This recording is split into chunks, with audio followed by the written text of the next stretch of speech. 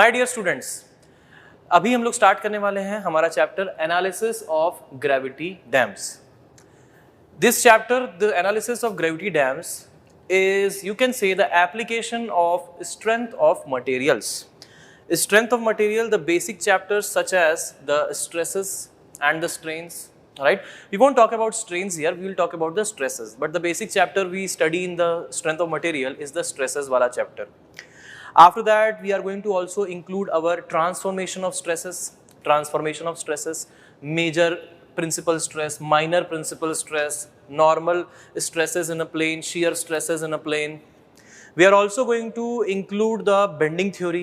ठीक है, one way bending, two way bending, you should be able to understand the theory of columns, जहाँ पे columns में हम लोग बेंडिंग इक्वेशन, फ्लेक्सर फार्मूला जिसको बोलते हैं, m/i = f/y = e/r, मेफियर, उसको अप्लाई करना.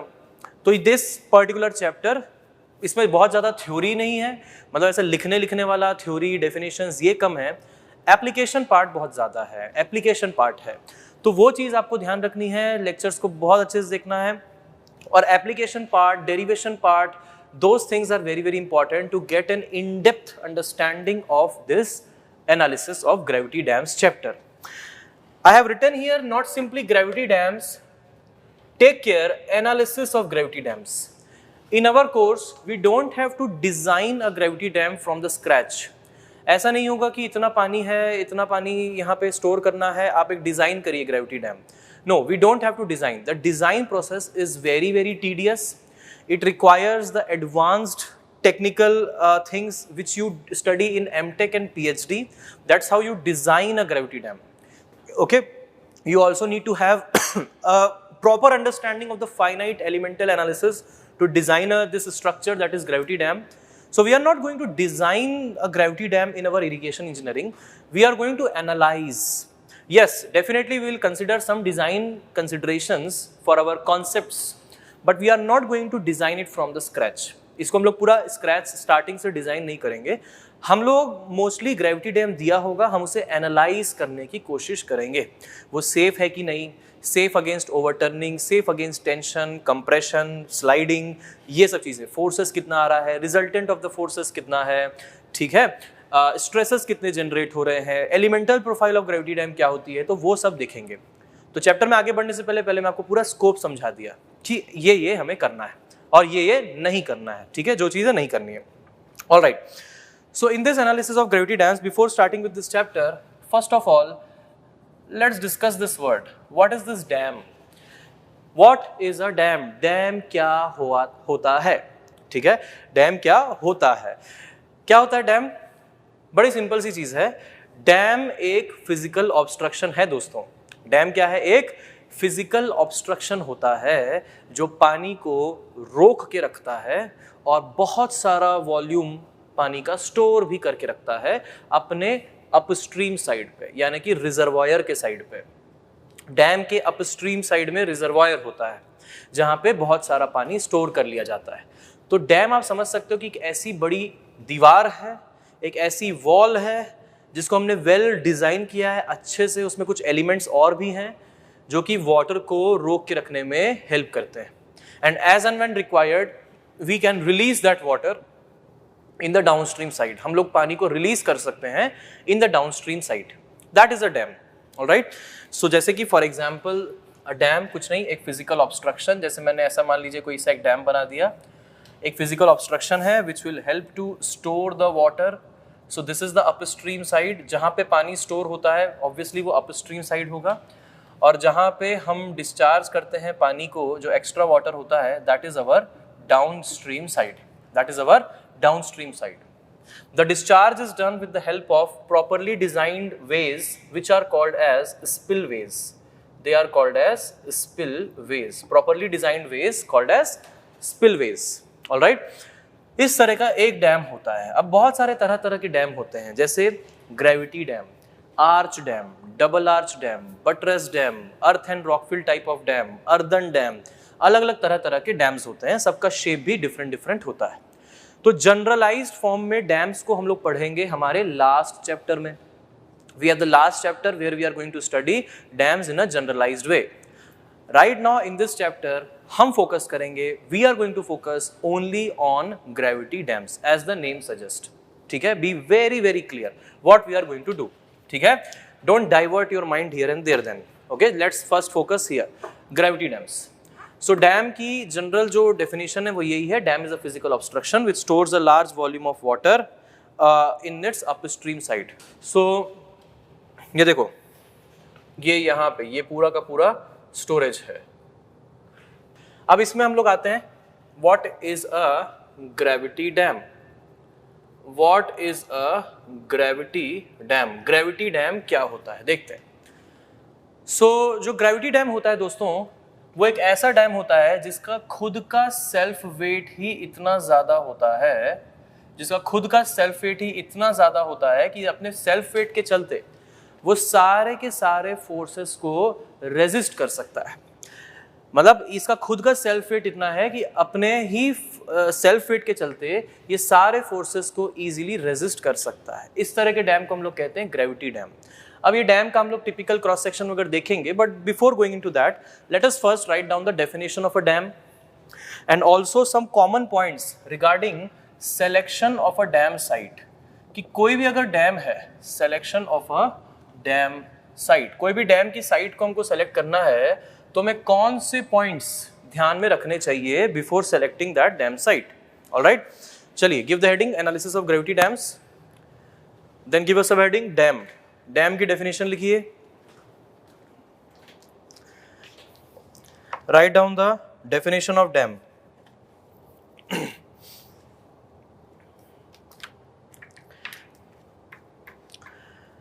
Dam is a physical obstruction. Dam is a physical obstruction constructed. Dam is a physical obstruction constructed across a river. Dam is a physical obstruction constructed. Dam is a physical obstruction constructed across a river, constructed across a river to store or divert water,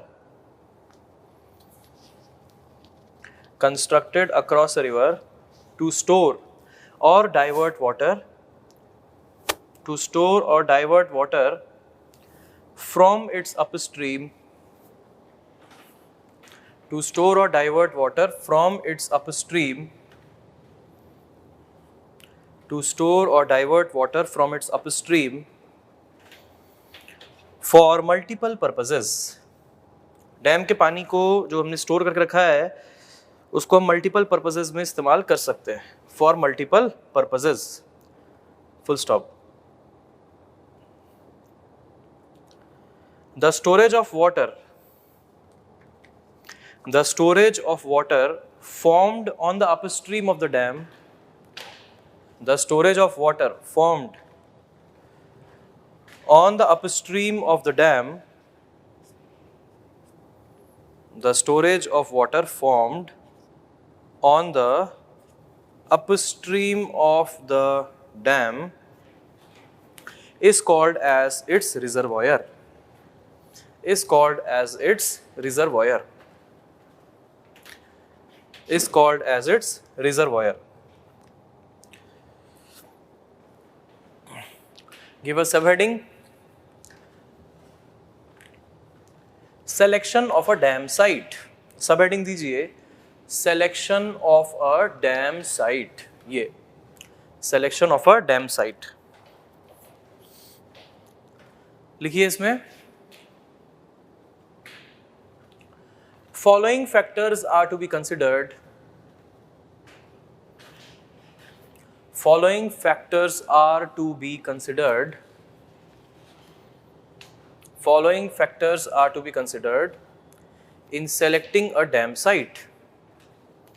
Following factors are to be considered in selecting a dam site.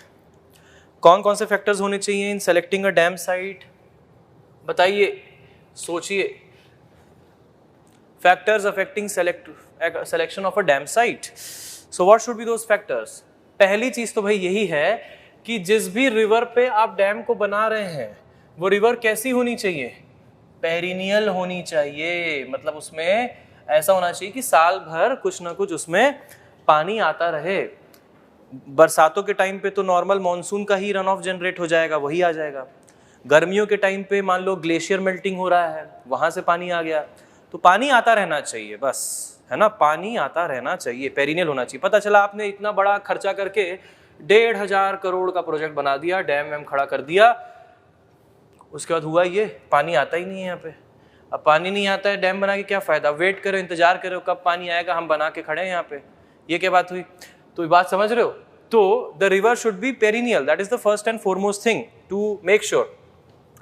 Second thing, what do you want? On the upstream side there should be hills like these, hills होने चाहिए, या फिर upstream side में इस तरह की valleys होनी चाहिए ऐसी। ये पहला केस है जहां पे हिल्स हैं, ठीक है, और ये दूसरा केस है जहां पे वैलीज हैं अपस्ट्रीम साइड में। डैम का पर्पस क्या है? रिजर्वायर में पानी को स्टोर करना। हम प्रेफरेबल अप्रोच वो रखेंगे जहाँ पे पानी स्टोर तो हो। अगर हिल्स वगैरह हैं तो वाटर का वॉल्यूम जो स्टोर कर पाएगा ये कम हो जाएगा।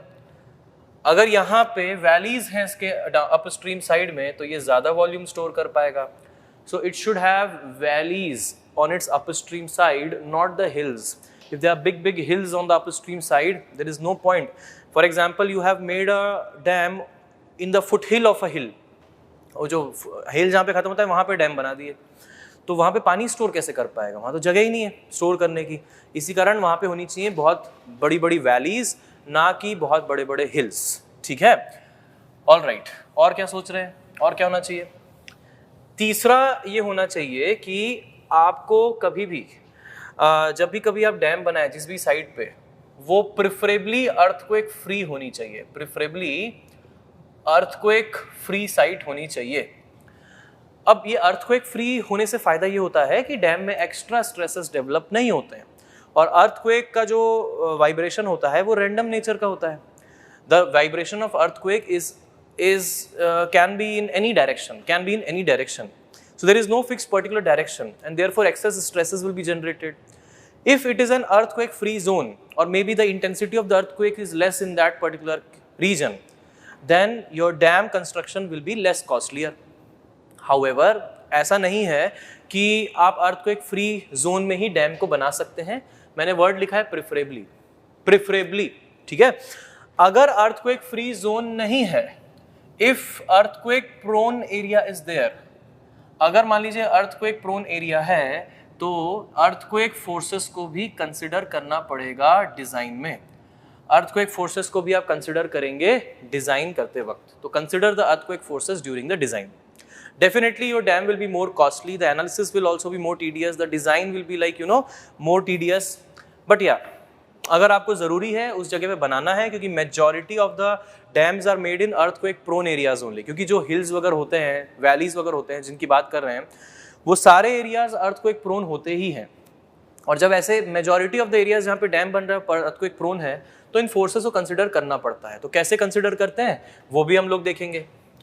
और बताइए चौथा, सबसे इंपॉर्टेंट चीज, इकोनॉमिकल मतलब डैम का साइट ऐसी जगह पे होना चाहिए प्रेफरेबली जहां पे मटेरियल इजीली पहुंचाया जा सके, where you can transport the material easily, the labour is available easily, local labour is available, so that because thousands of people will be required, right? And since thousands of people will be required to build such a mega structure, so you need to have some local labor nearby. Therefore, this economy, to ensure that, you need to ensure these things: material availability, labor availability and all, right? So these are some key points. चलिए लिखिए। first point, the river should be perennial in nature. The river should be perennial in nature.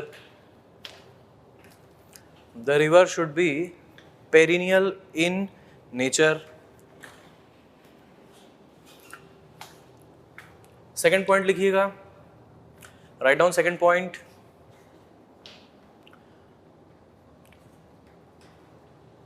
It should be preferably constructed. It should be preferably constructed. It should be preferably constructed it should be preferably constructed in an earthquake free zone. It should be preferably constructed in an earthquake free zone. It should be preferably constructed in an earthquake free zone. However,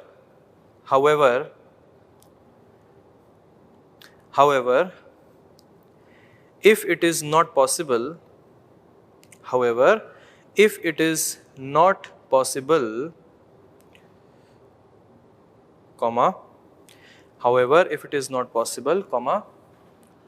earthquake forces are to be considered during design.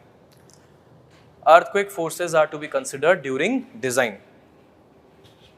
However, if it is not possible, earthquake forces are to be considered during design. Earthquake forces are to be considered during design. Third,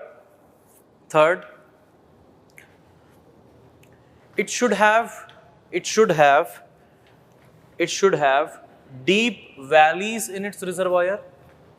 It should have deep, D-E-E-P, deep valleys in its reservoir. It should have deep valleys in its reservoir to store large volume of water. It should have deep valleys in its reservoir to store large volume of water. यही तो purpose है dam का, store करना, to store large volume of water. Next point, fourth one,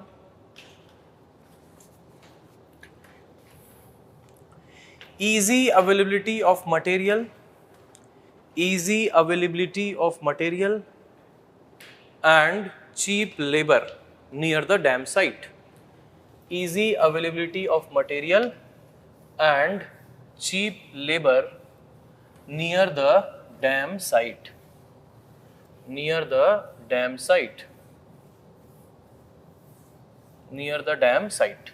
ठीक है, तो ये कुछ फैक्टर्स हैं, की फैक्टर्स मैं कहूँगा, और भी फैक्टर्स हो सकते हैं, लेकिन ये की फैक्टर्स मैं कहूँगा जो कि हमें हमेशा फोकस में रखने चाहिए जब कभी भी जिस जगह पे हमें डैम को कंस्ट्रक्ट करना है. इंटरव्यूज में भी पूछा जाता है ये.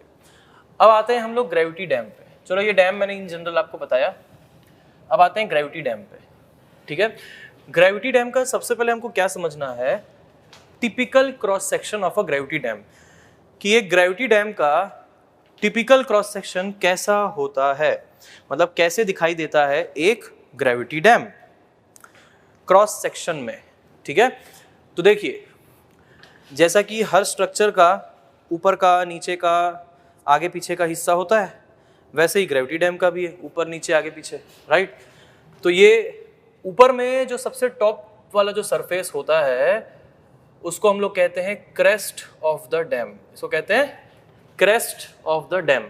ठीक, इसके बाद ये जो अपस्ट्रीम साइड यानी कि रिजर्वायर के साइड वाला, अपस्ट्रीम साइड यानी कि रिजर्वायर के साइड वाला जो फेस होता है इसको हम लोग कहते हैं हेड साइड या फिर अपस्ट्रीम साइड. अब मैं ऐसे कुछ बना रहा हूँ, देखना, ये इस तरीके का, तो इसको कहते हैं हम लोग अपस्ट्रीम फेस या हेड फेस. अपस्ट्रीम फेस बोलिए, हेड साइड का फेस बोलिए, बात एक ही है. सिमिलरली क्रेस्ट के आगे वाला जो हिस्सा होगा that is the downstream side. ये क्या है, ये हमारा डाउनस्ट्रीम साइड हो गया. ठीक है, ये हो गया हमारा डाउनस्ट्रीम साइड. ठीक, और नीचे वाले हिस्से को क्या बोलेंगे, नीचे वाले हिस्से को बोलेंगे बेस. तो चारों तरफ से इस तरीके का ये एक स्ट्रक्चर बन गया. ऊपर का हिस्सा, the top one is referred as crest. The upstream side where the reservoir is there, that is the upstream phase. The downstream side, the downstream phase. And here it is the base. All right. So this is the reservoir side in which water is stored. This is the reservoir side in which water is stored. This is the water which is stored here. This is also called as head water. This is also called as head water. Head water. There is a certain amount of water on the downstream side also. There is a certain amount of water on the downstream side also, and that is called as tail water. इसको क्या बोलेंगे? इसको बोलेंगे हम tell water. ये है head water, ये है टेल वाटर, ठीक है। अब ये बात समझिएगा, ये जो हेड में जो पानी स्टोर होता है, धीरे धीरे करके समझते जाओ ध्यान से। ये जो हेड में जो पानी स्टोर होता है, ये पानी, ये जो वाटर स्टोर होता है, इसके बहुत सारे कंपोनेंट्स होते हैं। जैसे कि इसमें होता है एक डेड स्टोरेज। डेड स्टोरेज माने कि ऐसा स्टोरेज जिसको हम रेगुलर गेटेड ऑपरेशंस में निकाल नहीं सकते। Dead storage is that storage which cannot be withdrawn during regular gated operations. That is called as a dead storage. A large portion of it, a large portion of the water is in fact a dead storage only. एक बहुत ही बड़ा portion जो होता है दोस्तों, वो dead storage ही होता है। ये देखिए, ये डेड स्टोरेज होता है जो कि किसी एक्चुअली में काम का नहीं है, ये सिर्फ डैम के अपस्ट्रीम साइड में स्टोर्ड पड़ा रहता है। तो जो पानी की आवाजाही होती है, मतलब इनकमिंग एंड आउटगोइंग चलती है, वो इस पर्टिकुलर स्टोरेज की चलती है, जिसको हम लोग कॉमनली कहते हैं live storage. This is called as live storage. This is commonly called as live storage. What is this storage made up of? This storage is that water which regularly comes and goes. Actually, what happens is there are gates here. When you open the gate, lift up the gate, or maybe open the gate horizontally, there are two ways. Either you can lift up the gate vertically upwards, or you can open it, like your doors open in your homes. You can lift it also. So there are various types of gates. So when you open the gates in this region, I'll show you how does it look like. So when you open the gate, this water can be easily taken to the downstream side. But the water here, the dead storage, up till this level, below this level, it will be always stored. Why do we keep it stored when we don't use it? आप कुछ ऐसा है ना, जैसे bank में store करके रखे हो, बैंक में पैसा स्टोर करके रख लिए हो, यूज करते नहीं हो। यहाँ पे भी वही चीज़ है, ये भी डेड स्टोरेज है। डेड का मतलब ये डेड पड़ा रहेगा, हमेशा पड़ा रहेगा, कोई काम का स्टोरेज ही नहीं है। Why should we do that? We do that in order to increase the head. हम ऐसा करते हैं इसीलिए कि इंक्रीज करना रहता है हेड को। एग्जाम्पल दे रहा हूं मैं आपको, रियल एग्जाम्पल। रियल एग्जाम्पल ऐसा है, सरदार सरोवर डैम है, उसमें जो height of the water store होता है वो होता है 146 मीटर।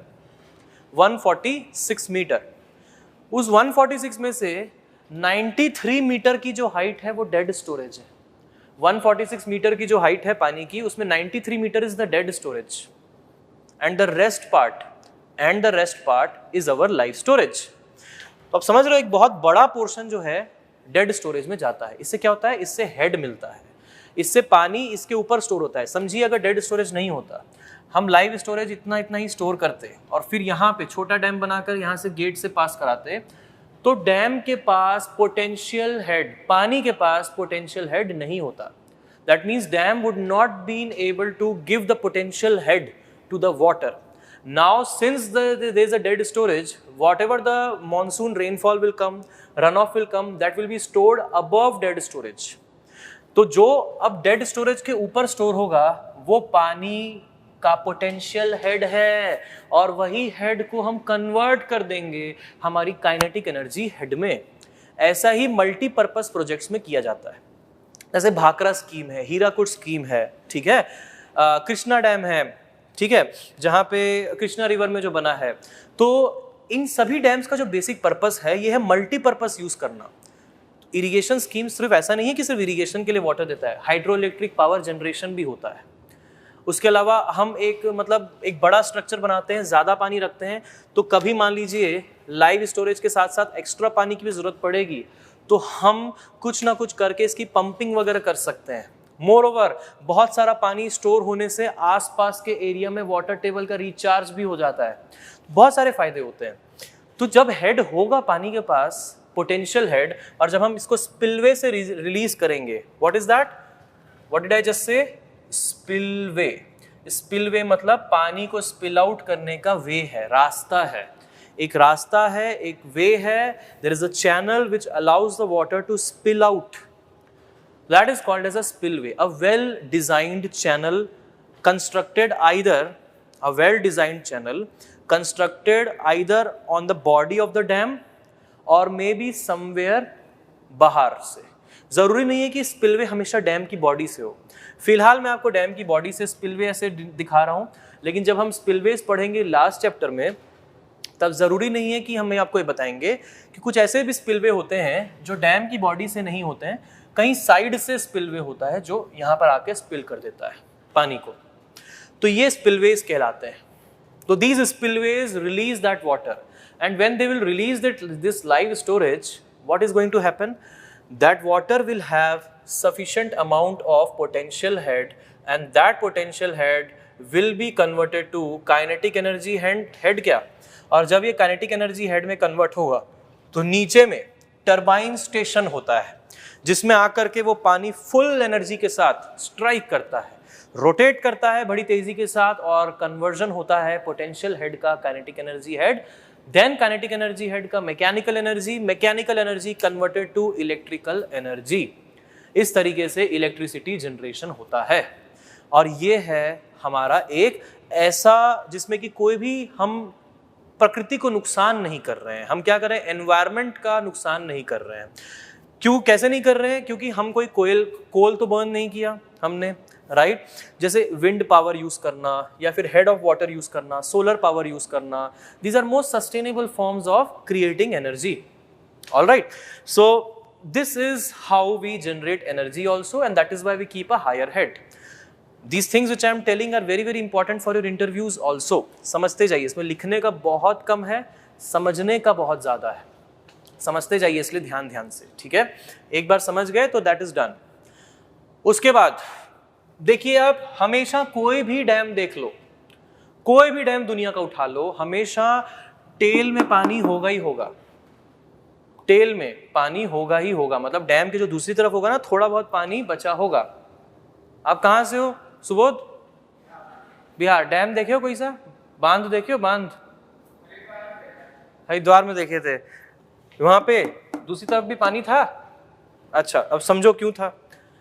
वो इसीलिए होता है, बात समझिए, कि टेल में पानी इसलिए रखा जाता है ताकि जब बहुत सारी एनर्जी के साथ पानी नीचे आके अटैक करेगा, सरफेस पे अगर डायरेक्ट अटैक कर देगा, तो ऐसे में होगा ये कि सरफेस की स्काउरिंग करनी स्टार्ट कर देगा। तो मैं इसको दूसरे डायग्राम में बना के दिखा रहा हूँ कि अगर मान लीजिए ये हमने डैम बनाया और हमने टेल में पानी नहीं रखा, टेल में एम्प्टी, तो जब बहुत सारी एनर्जी के साथ पानी आता है तो ये सीधा यहाँ पे स्काउरिंग करना स्टार्ट कर देता है।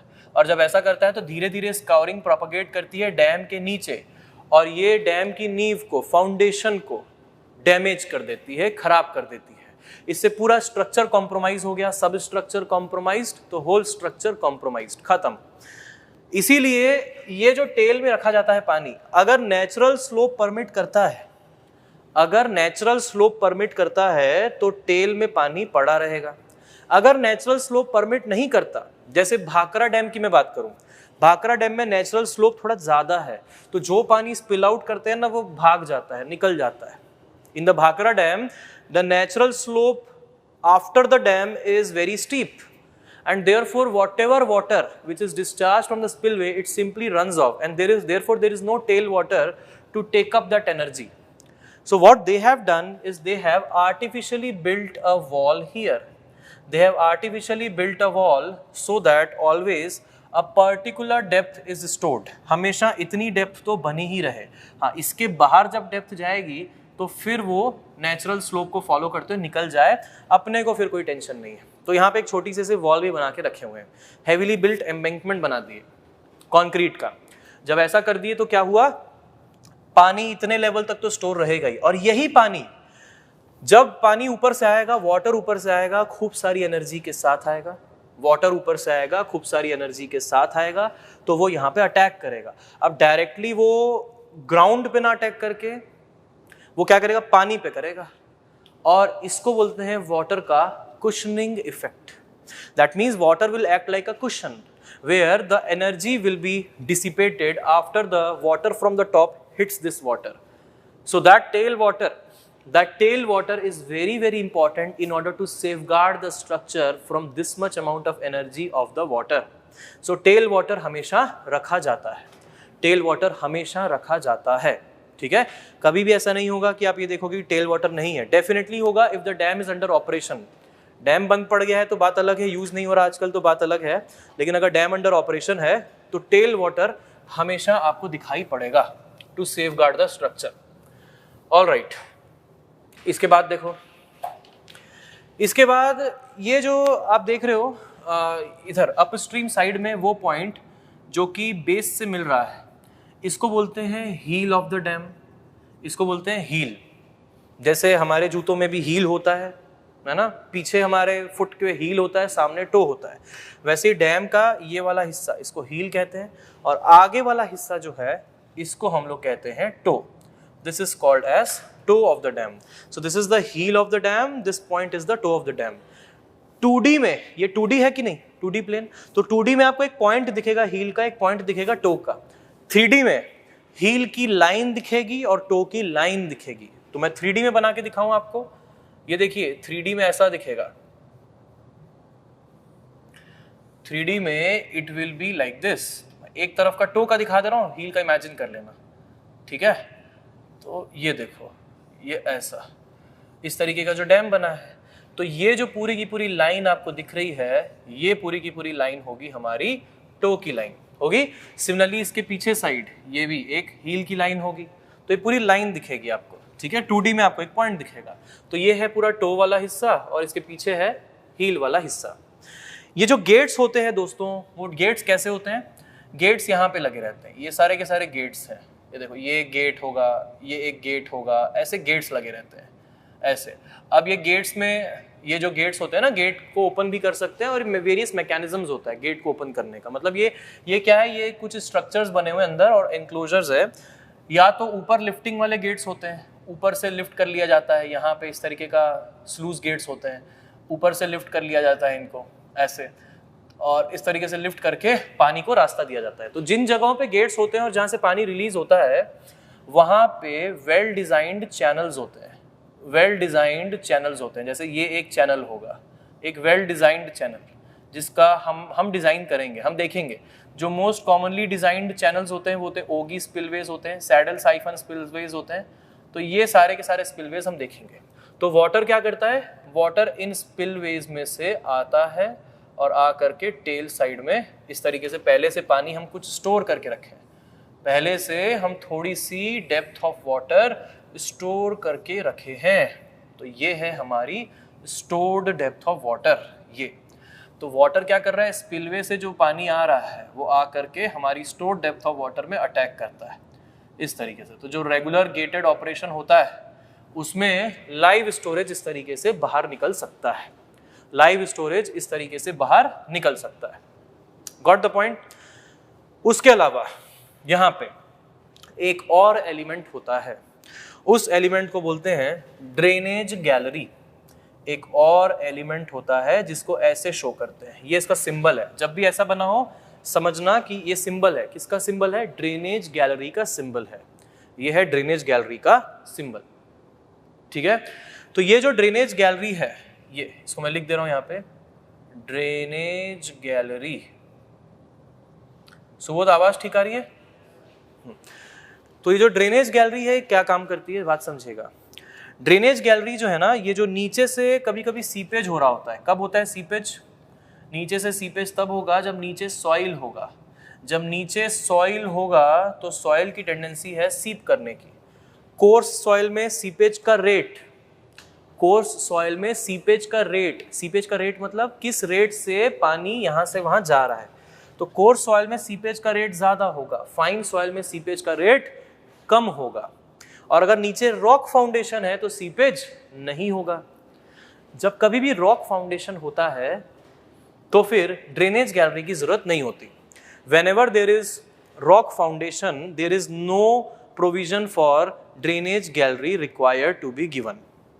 However, whenever there is a soil below that, whenever there is some soil below the dam, then there has to be a compulsion that you have to provide a drainage gallery.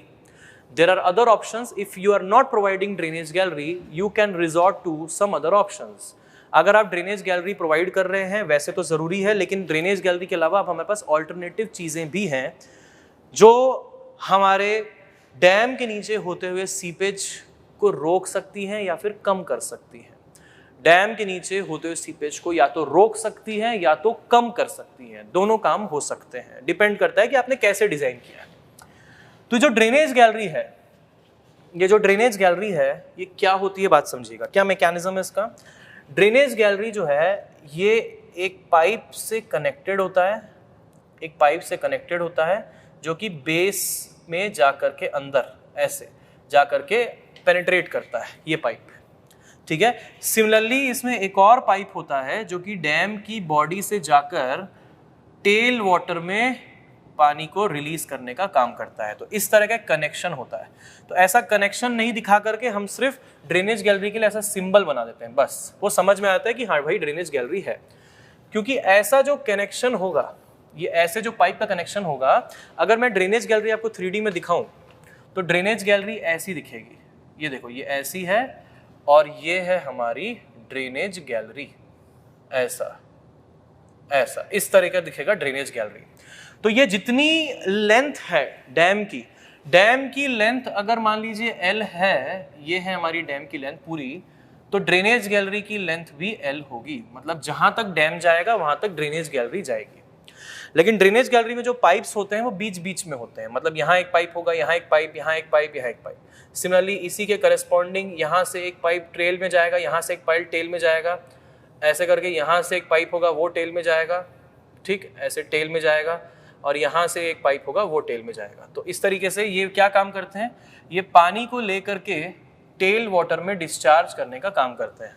पानी को लेकर के tell water में discharge करने का काम करते हैं। They take the water seeping below and then they discharge the same water in the tail, and that happens continuously without any pumping mechanism। ये अपने आप होता है बिना किसी पंपिंग मैकेनिज्म के।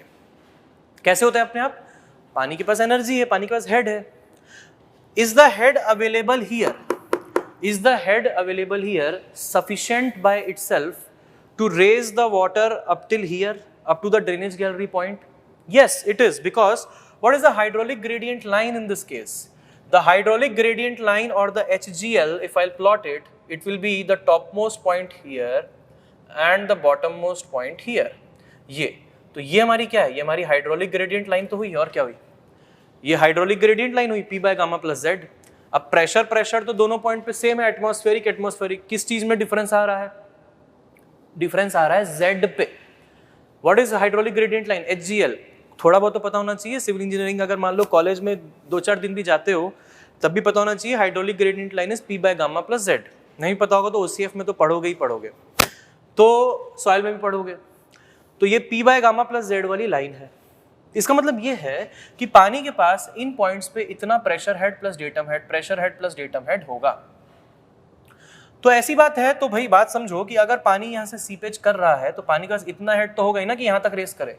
इनफैक्ट उसका इतना हेड होगा कि यहाँ तक के रेस कर जाए, theoretically speaking, theoretically without any loss. कुछ लॉसेस भी होते हैं, तो हम इसलिए ड्रेनेज गैलरी को बहुत ऊपर नहीं बनाते, नीचे नीचे ही रखते हैं।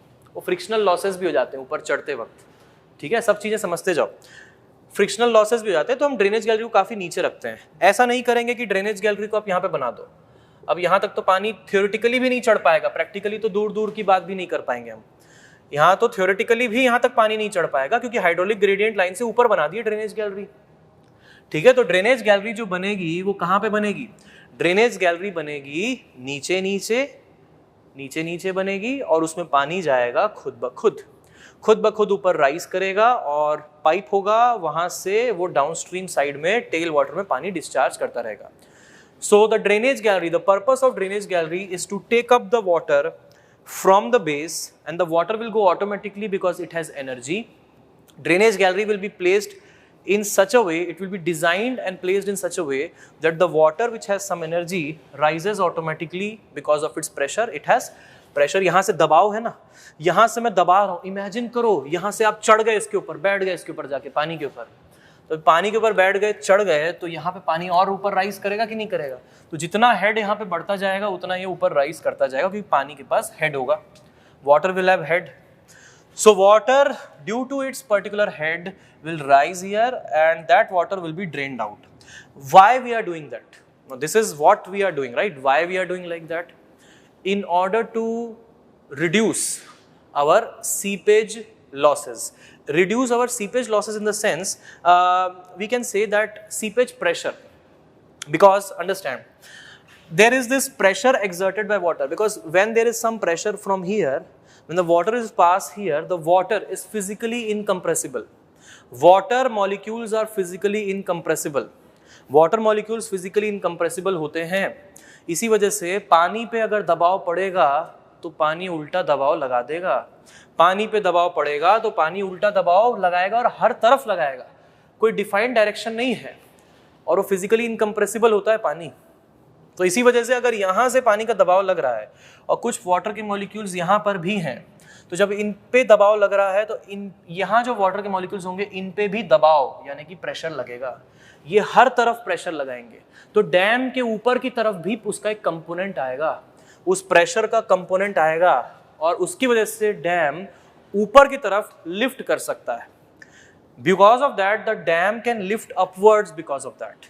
And that is what is called as uplift pressure or simply seepage pressure in normal terms. Because uplift pressure is coming because of the seepage. If there would have been no seepage, the movement of water, seepage matlab movement of water. So there would have been no movement of water or seepage, there would not have been any uplift pressure.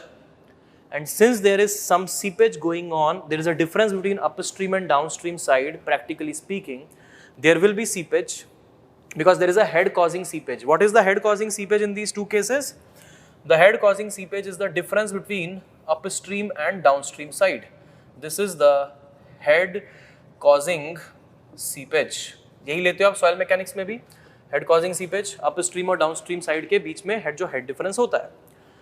तो इसी head difference की वजह से seepage होता है और जब seepage होता है तो वो पानी हर तरफ अपना प्रेशर भी लगाता है और उसका जो ऊपर का कंपोनेंट होता है उसको हम लोग कहते हैं अपलिफ्ट प्रेशर, जिसकी वजह से ग्रेविटी डैम का पर्पस शायद फेल हो जाए. Because gravity dam is the dam which can resist all the forces just because of its self weight. Gravity dam एक ऐसा डैम है जो अपने सारे फोर्सेस को रेजिस्ट कर देता है just because of its self weight. But अगर उसके सेल्फ वेट को कम करता हुआ कोई एक उल्टा प्रेशर लग जाए, अपोजिट प्रेशर लग जाए, तो ऐसे में हो सकता है कि डैम में fail. Dam will not be able to support all the forces because its net weight has reduced. Because ऊपर से उसका वेट है, नीचे से कोई और दूसरा सीपेज प्रेशर भी आ गया. So we have to design it accordingly dear friends. समझ में आई बात? तो ये है ड्रेनेज गैलरी की कहानी. तो ये जो बेसिक टिपिकल क्रॉस सेक्शन होता है ग्रेविटी डैम का, वो मैंने आपको बताया. क्या बताया आपको? आपको बताया है typical cross section of a gravity dam. Typical cross section of gravity dam. ठीक, all right. Now give us a heading gravity dam. Gravity dam की डेफिनेशन लिखिए जल्दी से, फिर ये बनाएंगे पूरा. ग्रेविटी डैम की डेफिनेशन लिखिए. एंड आई वुड रिकमेंड कि जितना भी मैंने अभी पिछले आधे पौन घंटे में इसको एक्सप्लेन किया है, I would recommend to watch it again. फिर से देखिएगा इसको, ठीक है? और जहाँ जहाँ पे जो जो मैंने बोला है उसको ध्यान से समझिएगा, ठीक है? I would recommend to watch it once more. एक और बार देखिएगा, ठीक है? And just understand each and everything properly. Watch it once more, ठीक? All right. Write down the definition of gravity dam. Write down. A gravity dam is a structure. A gravity dam is a structure which is designed in such a way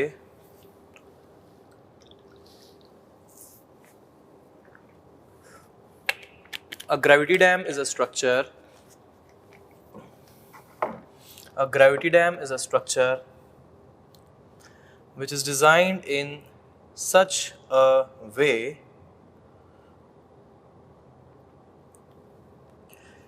that its own weight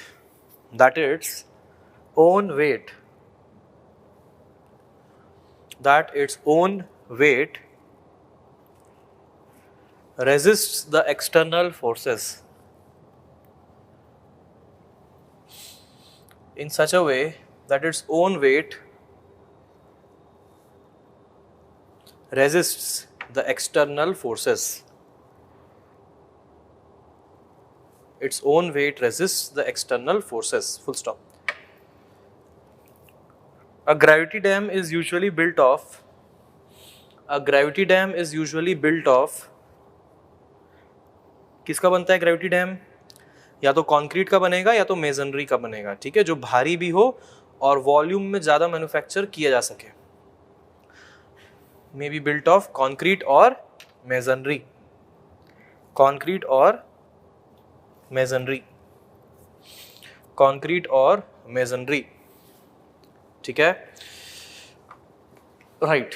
इसके बाद ये आ रहा है ना board में, पूरा यहां तक आ रहा है, ठीक है. इसके बाद एक टिपिकल क्रॉस सेक्शन बनाइए. Make the typical cross section of the gravity dam. ठीक, चलो. इसके बाद देखते हैं what are the various forces which act on a gravity dam. इसके बाद देखेंगे कौन कौन से फोर्सेस एक्ट करते हैं ग्रेविटी डैम में, कैसे कैलकुलेट करते हैं.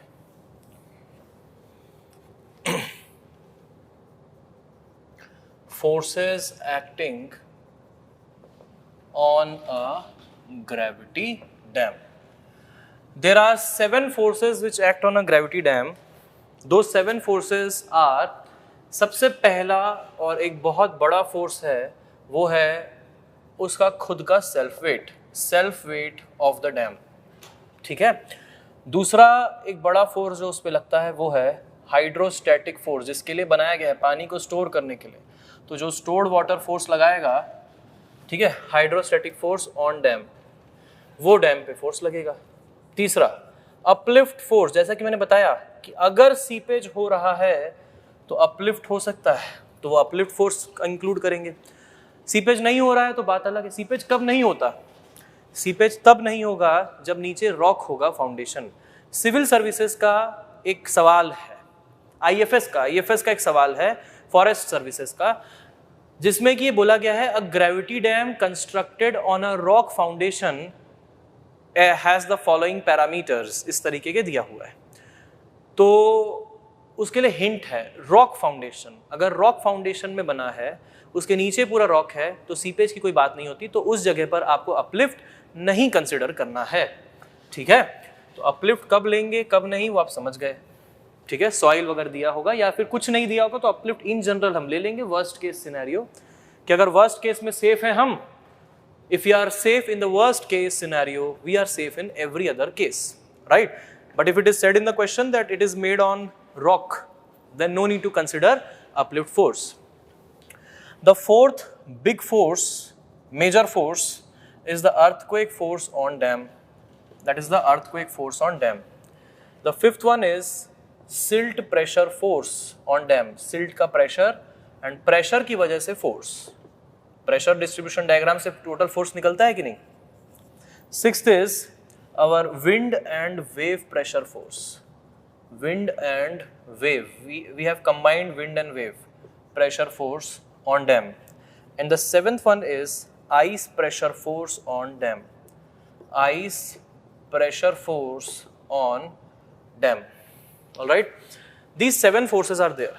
Out of these 7, our literatures suggest us, and that is true also, ये 4 होते हैं major forces और ये 3 होते हैं minor forces. ये जो नीचे के 3 हैं तो जरा minor, मतलब आप समझ रहे हो कि अगर बोलता है ना एनालाइज करो डैम को, इन जनरल एनालिसिस बोलता है, तो अगर आप सिर्फ मेजर फोर्सेस को लेकर ही एनालिसिस कर देंगे, if you will take only the major forces and do the analysis, your analysis will be good enough, because the magnitude of these minor forces is not that high, usually is not that high in comparison to whom? In comparison to major forces. However, if a question is there in which they are asking to find a minor force, then definitely we can find a minor force. But if there is a conventional question in which detailed analysis has to be done, in that question, in such questions, if at all there is nothing said whether to take minor forces or not, don't take them, because if these values are like 10 to the power 6 something, these values will be 10 to the power 2 something. There is a huge difference. there is a huge difference. So therefore, if nothing is said about the minor forces in a conventional question, no need to take these, because it would hardly matter, you will waste your time unnecessarily. But if, for example, in a conventional question it is asked to find these also, then do it. In a general question, if nothing is said about it, then just take the major forces. If an objective question is there where you have to find only the silt pressure or maybe the wave pressure, maybe the ice pressure, then definitely we have to find those. ठीक है ना? तो मैं comparatively बता रहा हूँ आपको, comparatively समझो, बाकी पढ़ना सब है हमको, ऐसा नहीं कि ये नहीं पढ़ना वो नहीं पढ़ना, पढ़ना सारा है, सिलेबस में सारा कुछ है, बाकी मैं बता रहा हूँ वैल्यू के वाइज ये मेजर है और बाकी जो है वो माइनर है। वैल्यू के हिसाब से ये मेजर है और बाकी सब माइनर है। बाकी जो पूछेगा निकालने के लिए वो निकाल देना, नहीं पूछेगा तो नहीं निकालना, माइनर वाला। ठीक है, सिंपल। ठीक है, एक और चीज, इसमें सारे के सारे forces except self weight dam पर है, on the dam, on the dam, on the dam, on the dam, on the dam, on the dam, but this is of the dam.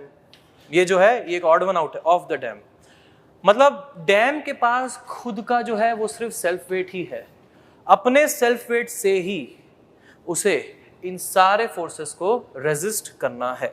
बाकी सब फोर्सेस डैम पर लग रहे हैं, these are the forces on the dam, but there is one force of the dam, that is the self weight, that is truly its own force which it has, with the help of which it has to resist all these forces. Now let us start seeing that how should we consider all these forces. The very first, the self weight of the dam. सबसे पहले हम लोग देखेंगे self weight of the dam. जितने भी forces हैं, moments हैं, analysis है, सारा कुछ unit length of the dam पे होता है। All the analysis is done in unit length of the dam. We'll consider 1 meter length of the dam always. If the dam is safe in 1 meter in unit length, the dam will be safe throughout the length. If the dam is of 800 meters, you don't have to take 800, you just focus on 1 meter. If that satisfies all the criteria in 1 meter, it will satisfy the criteria throughout. So what we'll do is, we'll just consider the 1 meter like this. For example, if there is a dam like this, we'll just consider 1 meter length. That's it. पानी भी 1 metre, dam भी 1 metre, सब कुछ 1 metre पे। और 1 metre के analysis पे अगर सब कुछ सेफ आ रहा है, सब कुछ ठीक ठाक आ रहा है, तो कितना भी लेंथ होगा सब ठीक ठाक ही आएगा, क्योंकि वही चीज रेप्लिकेट होती चली जाएगी आगे पीछे हर तरफ, right? All right, so the analysis will be done with respect to 1 metre, that is established 1 metre. ठीक, now I will show that this thing in 2D, इसको 2D में ही दिखाऊंगा मैं, that would be better. So see the same thing but in 2 dimensions, okay? Now how would you find out the self weight? You should know the specific gravity of the material also. You should know the specific gravity of the material also. Let us suppose G is the specific gravity of material. Specific gravity of material. Because in order to find out the weight, volume should be multiplied by density to get the weight. Volume should be multiplied by density to get the weight. In order to find out density, at least you should know the specific gravity. All right? अब यहाँ पे 2 तरह के material use होते हैं, या तो masonry use हो सकता है या फिर कंक्रीट भी यूज हो सकता है। तो फॉर मेजनरी G की वैल्यू ली जाती है 2.24 एंड कंक्रीट के लिए G की वैल्यू ली जाती है 2.4। रिमेंबर, मेजनरी के लिए G की वैल्यू 2.24 यानी कि 2240 kg पर मीटर क्यूब डेंसिटी, और कंक्रीट के लिए G की वैल्यू 2.4 यानी कि 2400 kg पर मीटर क्यूब। ठीक है, ये ली जाती है। ये इसके पीछे का भी कोड है, बाद में बताऊंगा, सब कोड वगैरह जो भी चीजें हैं ना वो सब आगे आएंगी, बाद में बताऊंगा। ठीक है, तो अभी के लिए बस इतना समझिए कि ये G की वैल्यू ली जाती है। ठीक है, कंक्रीट के लिए और मेजनरी के लिए। ठीक, अब अगर ऐसा है तो हम क्या करेंगे, देखिए सेल्फ वेट निकालने के लिए हम इसको छोटे छोटे पार्ट्स में डिवाइड कर देंगे। यहाँ से W सेल्फ निकल जाएगा। क्या करेंगे, छोटे छोटे पार्ट्स का एरिया निकाल दीजिए। Late us suppose that this point is A, this is B, this is C, this is D, this is E, this is F, this is G and this is H। ठीक है जी, तो भाई ऐसा है, आप क्या करिए कि area of A B C निकालिए, एरिया ऑफ ये सी डी जी एच निकालिए, area of D E F भी निकालिए, ठीक है। Area of A B C निकालिए, area of C D G H निकालिए, area of D E F निकालिए, सबका एरिया निकाल लिए, मल्टीप्लाइड बाय 1 कर दिए, क्या मिल गया? वॉल्यूम मिल गया। वॉल्यूम को मल्टीप्लाई कर दिए डेंसिटी से, तो क्या मिल गया? मास मिल गया, वेट मिल गया। वेट निकाल लो, मास निकाल लो, जो भी आपका यूनिट गिवन हो। अगर केजी वेजी में चल रहा है तो केजी में निकलेगा, न्यूटन किलो न्यूटन में चल रहा है तो उसमें निकल जाएगा, ठीक है। तो W सेल्फ निकालने के लिए हम क्या करेंगे? Area of this A B C, ठीक है, प्लस एरिया ऑफ ये जो C D G H, area of C D G H, plus area of ये देखो डी ई एफ, तो ये निकल गया हमारा पूरा area. Area multiplied by 1 meter, तो ये इतने मीटर क्यूब हमारा क्या हो गया? वॉल्यूम। इतने मीटर क्यूब हो गया volume, multiplied by G gamma W. G gamma W is what? Our density. G gamma W is the density of the material, that is G gamma W. ऐसा करके self weight निकल गया। ऐसा भी कर किया सकता है, आप इंडिविजुअली सेल्फ वेट निकाल लीजिए। For example you locate its C G, okay, and mark it here. Let us suppose that is W1. Locate its CG, mark it here. This is W2 because the weight is assumed to act on its center of gravity. जो weight होता है, it is assumed to act on its CG, on the center of gravity. So you can easily find out CG of the triangles, rectangles, triangles like that, right? So therefore, W self can also be written in this way: W1 plus W2 plus W3. Nothing but W1 क्या हो जाएगा? W1 यही तो है, area of A B C into 1 into G gamma W.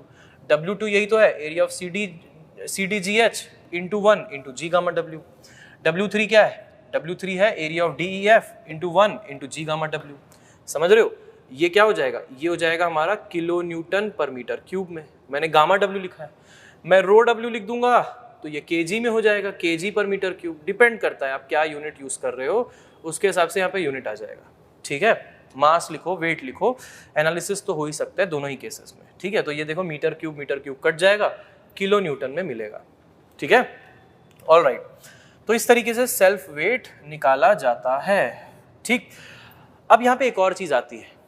यहाँ पे जो मैंने एक केस लिया है, ये एक ऐसा कुछ जनरल टाइप का केस है वेयर, जो केस लिया है, this is a general type of case where upstream face is partly vertical partly inclined. कैसा अपस्ट्रीम फेस है? ये पार्ट वर्टिकल पार्ट इंक्लाइंड है, part vertical part inclined, but it is up to the designer. मैंने आपको पहले बताया हमें design नहीं करना है, बट या it is up to the designer what he feels suitable as the cross section. There are other cases also. You can have a gravity dam with completely inclined face. This is what? Inclined upstream face. This is completely inclined upstream face if at all required. अगर मान लीजिए ज़्यादा stability की ज़रूरत है, wait और बढ़ाना पड़ेगा, तो हो सकता है एक इंक्लाइंड अपस्ट्रीम फेस दे दे। या फिर ये भी हो सकता है कि मान लीजिए बहुत ज़्यादा फोर्स नहीं लग रहा है तो कंप्लीटली वर्टिकल ही दे दे, ऐसा भी हो सकता है। ये डिज़ाइनर के डिस्क्रिप्शन के ऊपर है, बहुत सारी टेरेन कंडीशंस, बहुत सारी चीज़ों पर डिपेंडेंट हो जाता है ये, ठीक है। ये क्या है? ये कंप्लीटली वर्टिकल अपस्ट्रीम फेस है, वर्टिकल अपस्ट्रीम फेस है। तो यहाँ पे 3 केस पॉसिबल होते हैं। क्या 3 केसेस? एक होता है पार्ट वर्टिकल पार्ट इंक्लाइंड, जो मैंने इसे जनरल फॉर्म में यहाँ पे दिखा दिया। एक होता है इंक्लाइंड अपस्ट्रीम फेस, एक होता है वर्टिकल अपस्ट्रीम फेस। चाहे वो कैसा भी केस हो, आप तीनों ही केसेस में सेल्फ वेट निकाल सकते हैं कि नहीं? ऐसे से डिवाइड कर लेना, यहाँ पे 2 पार्ट में डिवाइड कर लेना। यहाँ पे ये ट्रायंगुलर पोर्शन का वेट आ जाएगा W1, यहाँ पे ये वेट आ जाएगा W2, ये वेट आ जाएगा W3। सिमिलरली यहाँ पे ये हो जाएगा W1, ये हो जाएगा W2, ठीक है। तो इस तरीके से कहीं पे भी हम सेल्फ वेट बड़ी आसानी से निकाल सकते हैं, ठीक है। कुछ वैल्यूज मैंने यहाँ पे दे दी हैं, अगर एग्जाम में नहीं दी जाएंगी तो take up these values. Alright, चलो तो ये लिख लो self weight of the dam. पहले पॉइंट्स दिखा दो सारे साथ, यार है ग्रेट। पहला self weight of the dam, यहां से दिखा दो, पहले यहां से रख दो, रख दी। कहां तक आ रहा है? आखिरी तक नहीं आ रहा होगा। हाँ, अब यहां से दिखा दो, ये यहां से आ रहा है, यहां से आखिरी तक, है ना? ये देखो यहां से आ रहा है ना? बस ठीक, चलो लिख लेंगे, ठीक है। ये हो गया सेल्फ वेट लेने का तरीका, ठीक। नेक्स्ट आते हैं हम hydrostatic force on the dam पे। Next is hydrostatic force on the dam. Hydrostatic क्यों बोल रहे हैं? इसलिए बोल रहे हैं क्योंकि एक तो पहली चीज, पानी ठहरा हुआ है, स्टैटिक वाटर इज देयर, और हाइड्रो मतलब पानी का है, तो पानी जो पीछे ठहरा हुआ है, स्टैटिकली ठहरा हुआ पानी है, still water is there. So what is the force it is generating? In the same way, बिल्कुल ऐसा ही है जैसा, फॉर एग्जाम्पल अगर मान लीजिए एक गिलास में हम पानी भरते हैं, एक गिलास में पानी भर के आपको दिखाते हैं, ठीक है, तो ये देख रहे हो, ये पानी का शेप है क्या? जो गिलास का शेप है, मतलब water will take up the shape of the container. In opposite way we can also say that container while it is containing this water, अगर ये कंटेनर नहीं होता, सडनली मैं कंटेनर हटा दूं यहां से, तो पानी इधर उधर बह जाएगा। मतलब एक कंटेनर ने पानी को इस तरीके से रोक के रखा है। या तो ऐसा कहो कि पानी ने इस कंटेनर का शेप ले लिया, या उल्टा सोचो, उल्टा क्या कहेंगे? उल्टा ये कहेंगे कि कंटेनर ने पानी का शेप ले लिया है, कंटेनर ने पानी को अपने शेप में रखा है, ऐसा। तो कंटेनर ने जो पानी को अपने शेप में रखा है, तो कंटेनर पे पानी कुछ ना कुछ तो फोर्स लगा रहा होगा, और ये पे पानी ठहरा हुआ है। इसी तरीके से एक दीवार है मान लो, और उसके पीछे पानी रखा हुआ है, जैसे डैम है, तो डैम के पीछे पानी रखा हुआ है, तो जो डैम पानी को होल्ड करके रखा है, तो डैम के सरफेस पे भी एक कांस्टेंट हाइड्रोस्टैटिक फोर्स आ रहा होगा, क्योंकि अगर डैम नहीं होता तो क्या पानी वहां टिका होता? If the dam would not have been there, would the water would have been stationary there? No, it would have simply run off. So the hydrostatic force is that force which is exerted by water on the dam body just because dam is holding that water, right? So देखिए, तो अगर मान लीजिए height capital H है, जहां तक के ये है, कैपिटल H हाइट है जहां तक के पानी है, this is capital H height up till where the water is there, ठीक है? And from now onwards if we'll write capital H, that means height of water on the upstream side. Capital H का मतलब ही होगा height of water on the upstream side. This is the meaning. All right. Similarly, there will be some water on the downstream side also. Downstream side में पानी है ना, जिसको क्या बोलते हैं? जिसको बोलते हैं tail water. क्या बोलते हैं उसको? उसको कहते हैं हम tail water. So ये यहाँ पे भी बना देते हैं, ये water. Here also the water is there. That is what tail water.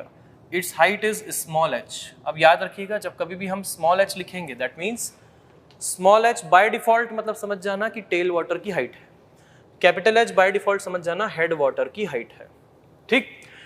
कैसा फोर्स लगता है? हाइड्रोस्टैटिक का नेचर कैसा होता है? हाइड्रोस्टैटिक का नेचर FM में डिराइव भी करते हैं ना हम लोग। It does not matter what is the shape of the container, the hydrostatic force will always be triangular in nature. Gamma WH का variation P is equal to gamma WH, right?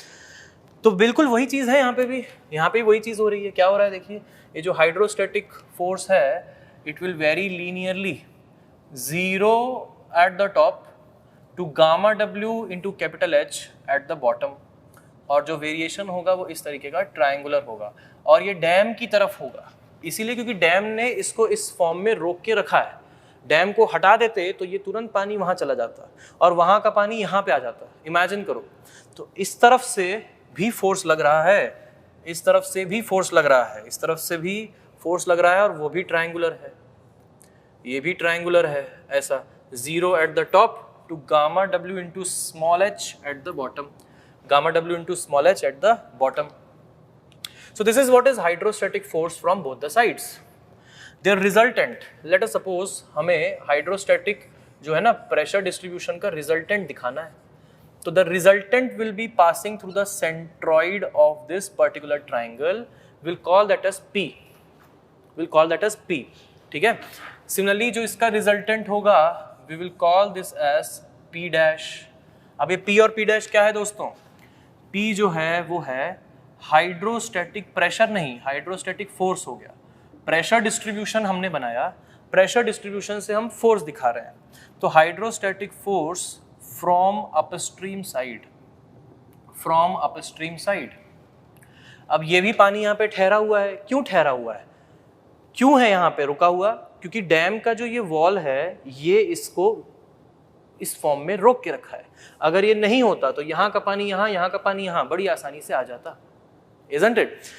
So वो रुका हुआ है, the very reason that it is still there is because the dam is not allowing the water to move on this side and therefore dam is experiencing some force.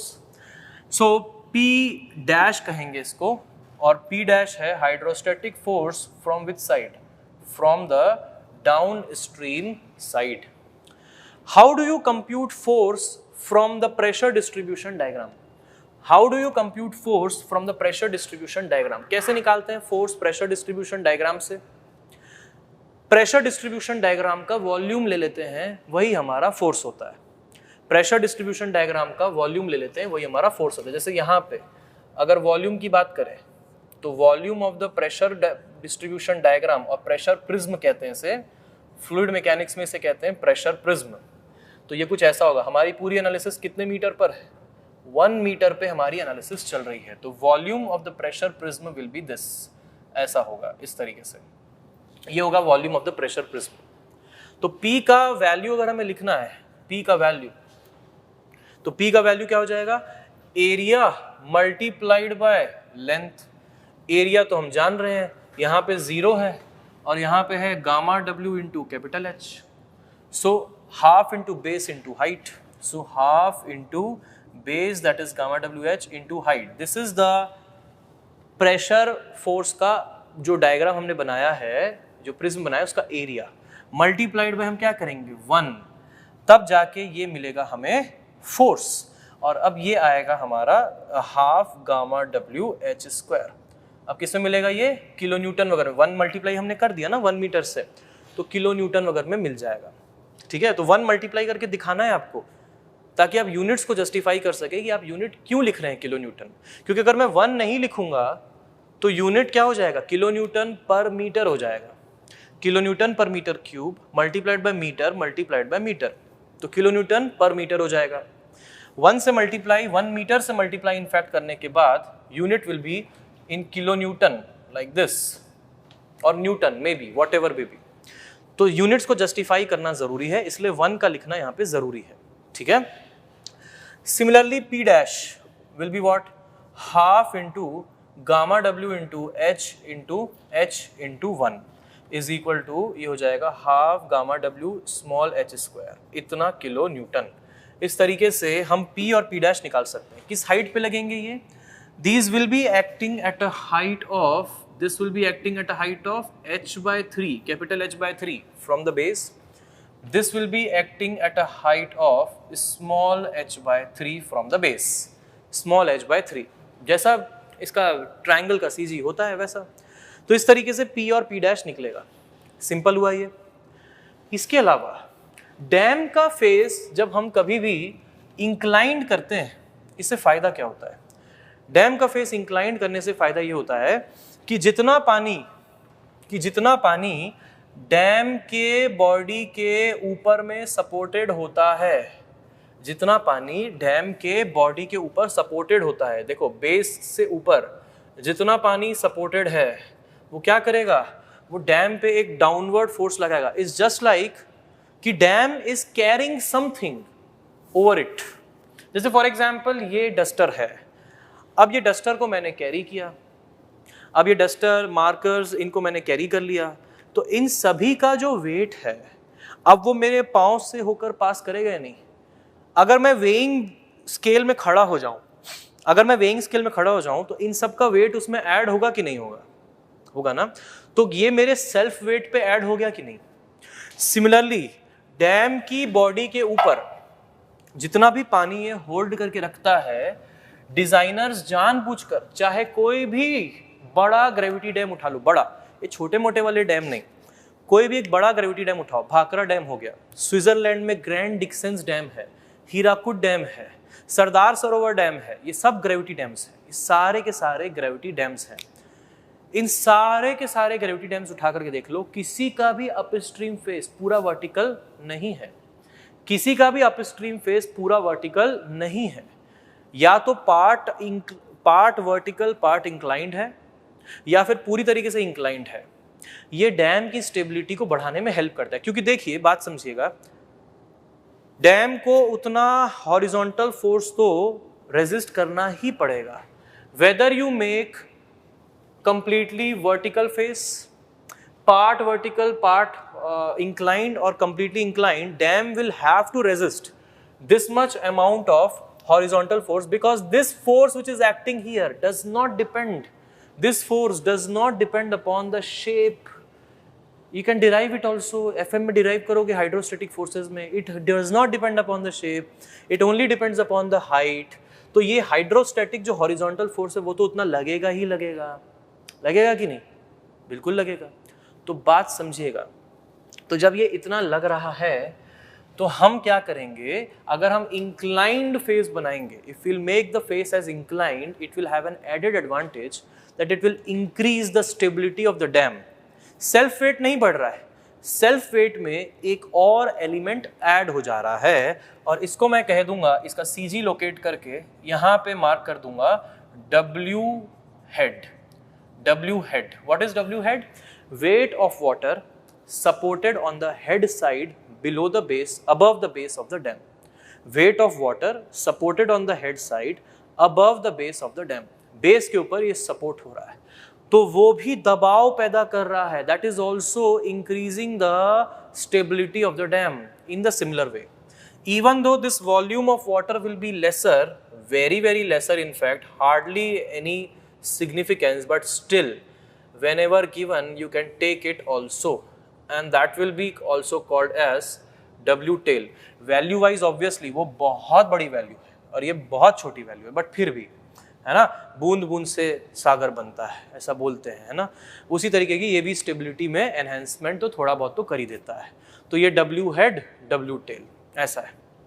तो ये जो W tell है W head है, जब इनको add करेंगे तो हम यहाँ पे लिख देते हैं नोट में, क्या लिखेंगे नोट में कि W head and W tail adds to the stability of the dam, adds to the stability of the dam, and therefore अगर आपको W total पूछा जाएगा, तो अगर आपको W total एग्जाम में पूछा जाएगा तो आप सेल्फ वेट तो निकालेंगे ही निकालेंगे, साथ ही साथ आप इसमें W head भी जोड़ देंगे और W टेल भी जोड़ देंगे। कभी कभी टोटल भी पूछ सकता है, ग्रॉस भी पूछ सकता है, ग्रॉस का मतलब ही टोटल होता है, तो उसमें आप सेल्फ वेट तो निकालेंगे ही, जो पहले केस में हमने देखा फर्स्ट वाले में, वो तो निकालना ही है, उसके साथ साथ W हेड भी निकालेंगे, W टेल भी निकालेंगे। So if it is asked in the question, some objective it is there where they are asking this is a scenario, what is the total weight which is resisting all the forces, total.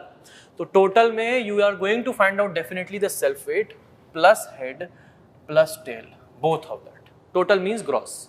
But now, right now what is happening is self weight is being assisted by whom? The head as well as the tail. Okay, so if some scenario is given कि ऐसा है इस वक्त, right now something like this is there, so how much is the total weight acting now which is resisting all the forces? That total weight will also include this and this. All right, समझ में बात? तो इस तरीके से P निकालेंगे, P dash निकालेंगे, इनका CG लोकेट कर लेंगे इस तरीके से, और अगर मान लीजिए अप स्ट्रीम फेस ऐसा या फिर डाउन स्ट्रीम फेस ऐसा इंक्लाइंड है, तो W हेड और W टेल भी लोकेट कर लेंगे, वैल्यू भी निकालेंगे, will find out the value also, will locate them also. Got the point? Very clear, right. So इसको लिख लेंगे, this is our second point, this is what hydrostatic force, hydrostatic force on dam. ठीक, चलो यहां से दिखा दो, यहां से दिख रहा है पूरा पूरा, ठीक। चलिए, now the third one. The third one is the uplift force on dam. The third one is the uplift force on the dam. ये वेट निकालने के लिए क्या करेंगे? Weight head, weight tail. जैसे टेल का हेड, टेल का निकालना है वेट, तो कैसे करेंगे? एरिया निकालोगे, एरिया मल्टीप्लाई बाय 1 करोगे, वॉल्यूम. अब वॉल्यूम को गामा डब्ल्यू से मल्टीप्लाई कर, क्योंकि पानी का है ना वो, तो गामा डब्ल्यू से मल्टीप्लाई कर देना तो आपको वेट मिल जाएगा.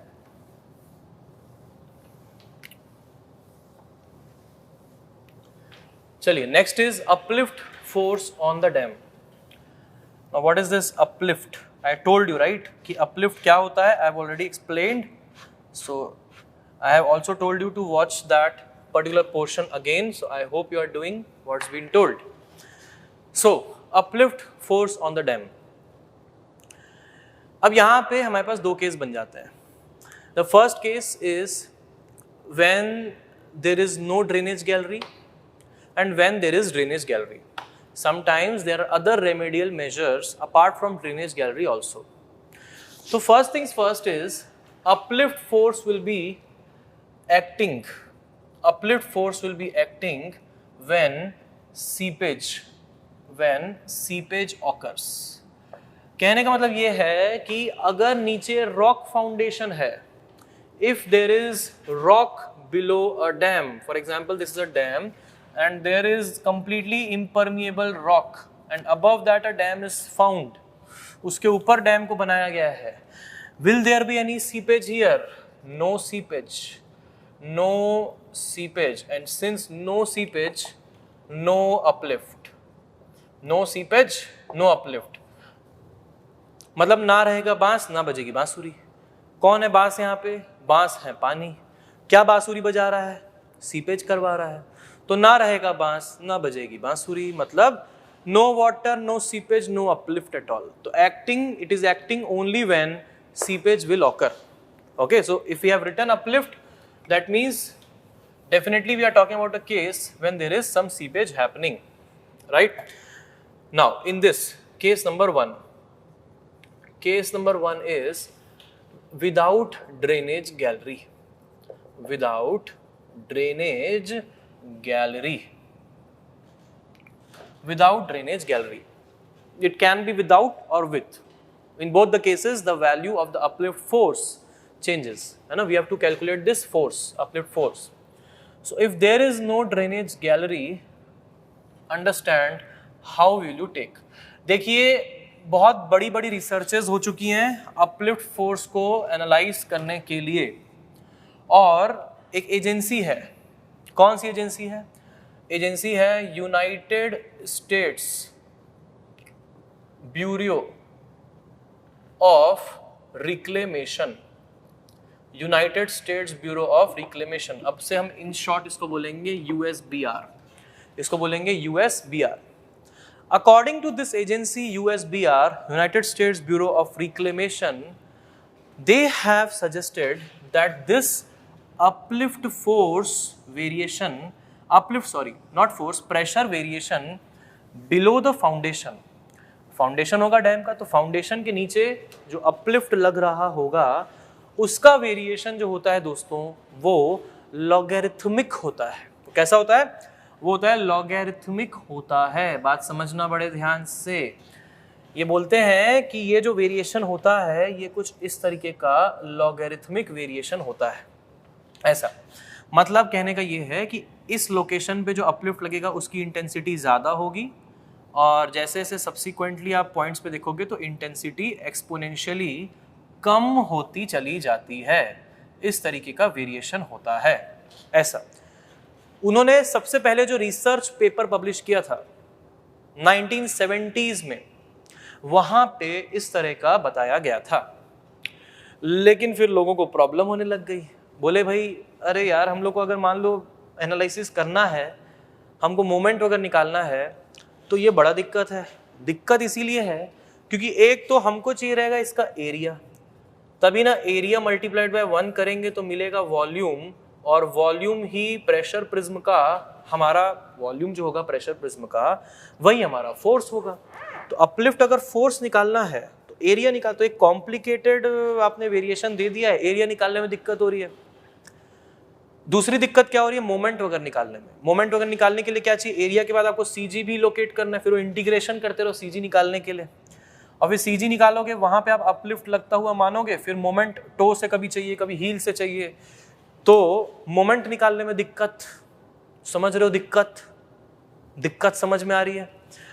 तो फिर लोगों की ये बात को ध्यान में रखते हुए उन्होंने बोला कि बात तो आपकी सही है, अब चूंकि आपकी बात सही है तो एक काम करते हैं, इसको आसान कर देते हैं, लेकिन ऐसा ना हो कि आसान हो जाए और अनसेफ हो जाए, आसान हो जाए और अनसेफ हो जाए। उन्होंने क्या किया, इसको बोला आसान कर दो और ओवर एस्टिमेट भी कर दो, दोनों काम कर दो, आसान कर दो और ओवर एस्टिमेट कर दो। मतलब अब जो ये एक्सपोनेंशियली डिक्रीज कर रहा है, इसको एक्सपोनेंशियल डिक्रीज ना मान करके इसको लीनियर डिक्रीज मान लो। लीनियर डिक्रीज मानोगे तो आपको एरिया निकालने में हेल्प मिलेगी। ये एरिया एक ट्रेपेजॉइडल की हो गई भैया, अब तो एरिया निकालने में हेल्प मिली, समझ रहे हो, एरिया निकालने में हेल्प मिली। साथ ही साथ सीजी ट्रेपेजॉइडल का आसानी से निकल सकता है। इससे हमने क्या किया, ओवर एस्टिमेट कर लिया, लेकिन जिससे जो फोर्स आएगा ऑब्वियस सी बात है, क्योंकि एरिया एक्स्ट्रा आई हमारे पास, पहले एरिया यहाँ तक सीमित थी, अब ये जो मैं हैच कर रहा हूँ ये एरिया एक्स्ट्रा आ रही है, तो हमारे पास फोर्स भी ज़्यादा आएगा, ओवर एस्टिमेट हो गया।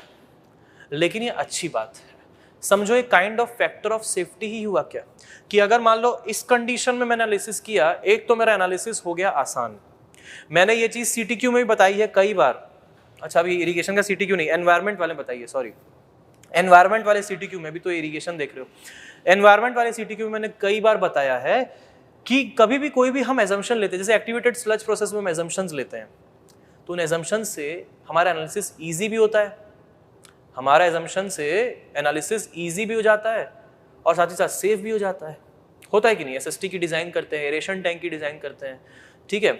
तो अगर आप सीटीक्यू देखे हो तो अच्छी बात है, नहीं भी देखे हो तो अभी जब हम लोग एनवायरनमेंट पढ़ेंगे रेगुलर क्लासरूम में, तब आपको सब चीज़ डिटेल में बता देंगे, आराम आराम से, धीरे धीरे, ठीक है, डोंट वरी। सो बात समझो यहाँ पे क्या हो रहा है, देखो कि यहाँ पे हमने ओवर एस्टिमेट कर लिया, और अगर हम इस केस में सेफ हो गए, मतलब इस केस में वेट ऊपर से आ रहा है और वो इस बड़े अपलिफ्ट को काउंटर कर ले रहा है, और तब अगर सेफ है तो एक्चुअल जो अपलिफ्ट लग रहा होगा, जो एक्सपोनेंशियल वाला होगा, डिक्रीज वाला, तो उसमें भी 100% सेफ रहेगा। तो it's always better to underestimate our safety and overestimate our forces, समझे। और अगर हम उस केस में सेफ हो गए तो हम हर केस में सेफ हो गए,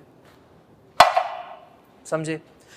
तो अब हम इसको लीनियर बताएंगे, अब हम इसको क्या बताएंगे, लीनियर बताएंगे। और ये जो पॉइंट होता है, जो एज वाला पॉइंट होता है, हील वाले पॉइंट के नीचे, जस्ट नीचे लग रहा होता है gamma W into capital H मालूम है क्या है ये, और ये वाले पॉइंट के नीचे लग रहा होता है gamma W into small H.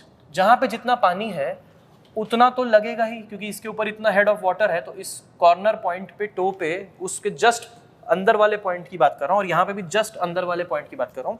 तो gamma W H, capital H, small H, इतना लगेगा, एंड द वेरिएशन इज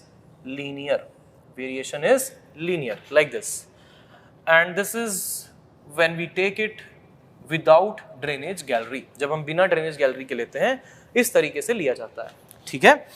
और यहाँ पे हम इसका सीजी लोकेट कर लेंगे, late us suppose this is the centre of gravity, और यहाँ पे हम अपलिफ्ट फोर्स को लगता हुआ दिखा देंगे, uplift force that is referred as you.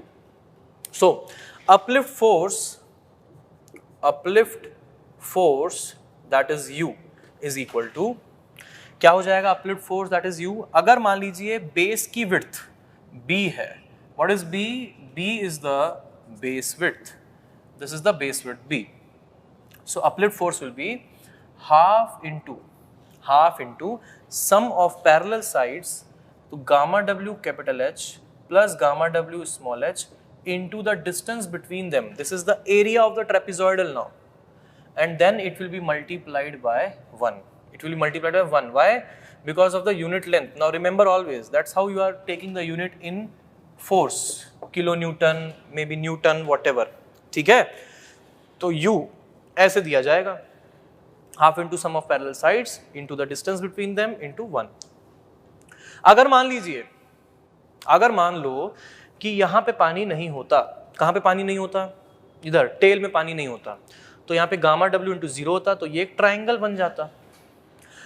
अगर यहाँ पे पानी नहीं होता, मान लो रिजर्वायर ही खाली है, रिजर्वायर एम्प्टी, मान लो टेल में थोड़ा सा पानी है, एक केस ले लो, एक टेल में पानी है, रिजर्वायर एम्प्टी हो गया।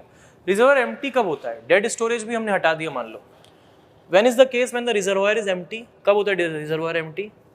रिजर्वायर एम्प्टी होता है जब कभी भी हमें इसमें मेंटेनेंस करना हो। लेट अस सपोज कि यहाँ पे हील के साइड में या फुटिंग वगैरह में कुछ क्रैक्स फिशर्स हैं, वो हमको ठीक करने हैं, तो उस समय हम क्या करते हैं, एक बाईपास चैनल बनाते हैं, जैसे कि नर्मदा रिवर में हुआ भी था, सरदार सरोवर डैम में, जब इसका वापस से रिफर्बिशिंग हो रही थी इस डैम की और उसकी हाइट बढ़ रही थी, तो क्या किए, एक दूसरा चैनल बनाया और रिवर को दूसरे चैनल से पास करवाया, डेड स्टोरेज भी यहाँ का पास करवा दिया उस चैनल के थ्रू और खाली करवा दिया पूरा।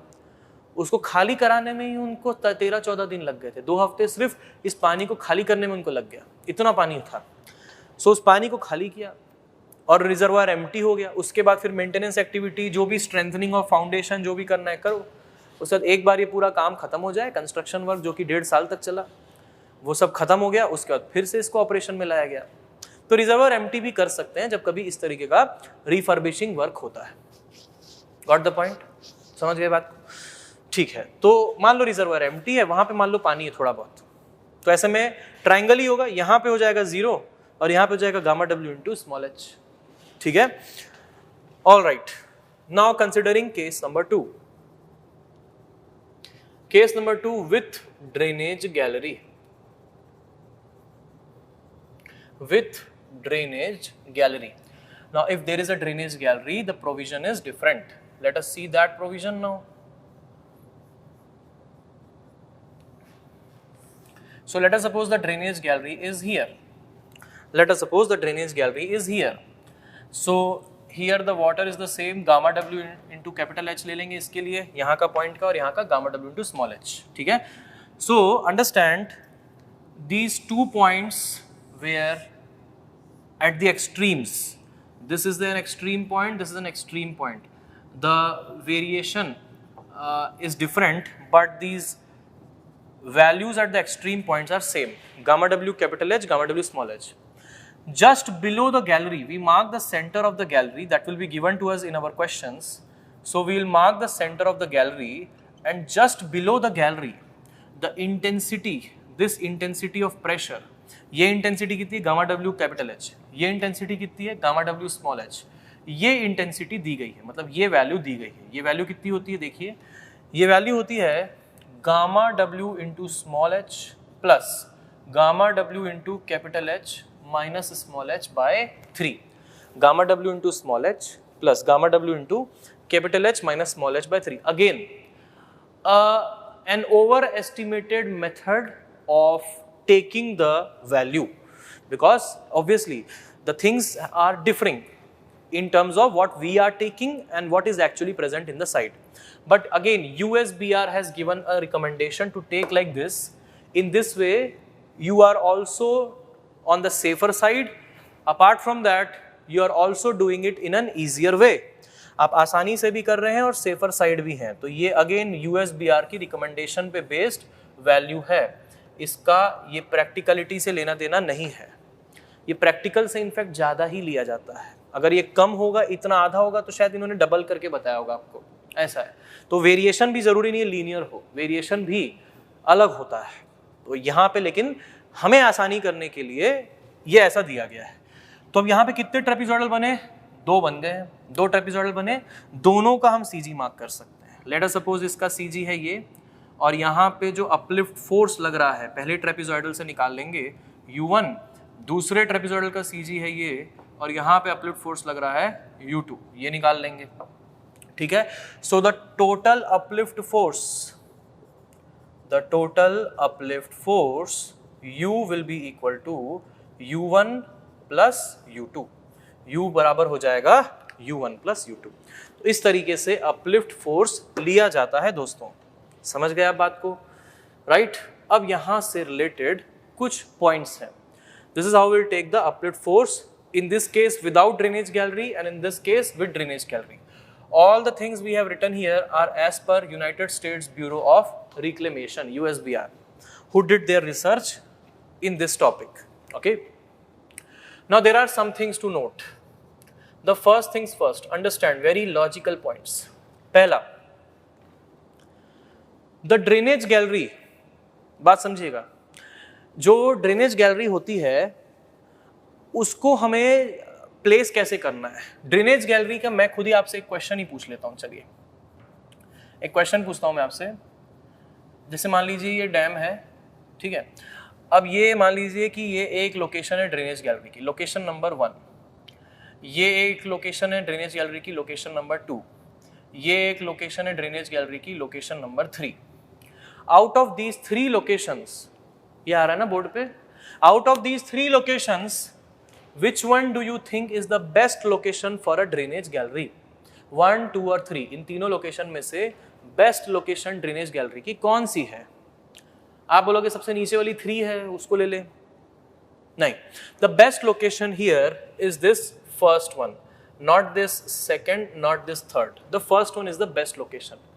That's what the first point states. The first point, they are nothing but the recommendations by USBR only, उसको मैं नोट में लिखवा रहा हूं। ये कहता है कि drainage gallery must be placed, drainage gallery must be placed as close to the upstream face, as close to the upstream face as possible. Upstream face के जितना आप नजदीक रखेंगे उतना बेहतर होगा। पहला चीज तो ये है। और ऊपर रखना तो ऑप्शन में हमने देखा, समझ में नहीं आ रहा था, ऊपर रखोगे तो क्या होगा, हाइड्रोलिक ग्रेडियंट लाइन शायद वहां तक नहीं गई मान लो, तो वहां तक पानी चढ़ेगा ही नहीं, पानी खुद ब खुद चढ़ता है ऊपर अपनी एनर्जी से ही। तो ड्रेनेज गैलरी को नीचे और अपस्ट्रीम फेस के नजदीक, नीचे और अपस्ट्रीम फेस के नजदीक। ऐसा क्यों करना है? ऐसा इसलिए करना है क्योंकि दूसरा पॉइंट है हमारे पास। दूसरा पॉइंट क्या है? दूसरा पॉइंट है the